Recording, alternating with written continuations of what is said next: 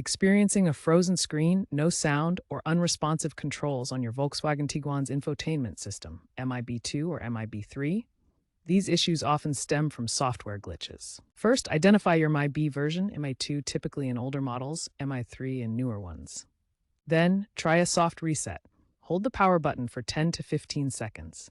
This clears the RAM and resolves most freeze issues without data loss. If sound is the problem, check volume levels and audio output settings. For more persistent issues, determine any error codes, e.g. MIB error 42 for sound faults, by entering diagnostic mode by pressing and holding the volume knob and menu button simultaneously to enter hidden diagnostics, allowing checks for error codes. Addressing these initial steps can quickly restore functionality in many cases and determine if more drastic procedures are needed. If a soft reset doesn't solve the problem, consider a factory reset as a last resort.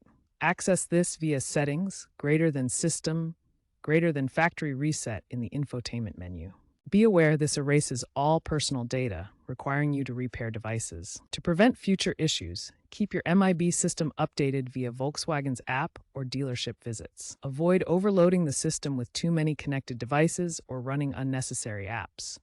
Ensure your vehicle's battery is healthy, as low voltage can trigger freezes. These practices will keep your Tiguan's infotainment system running smoothly, minimizing frustrations and reducing the need for resets.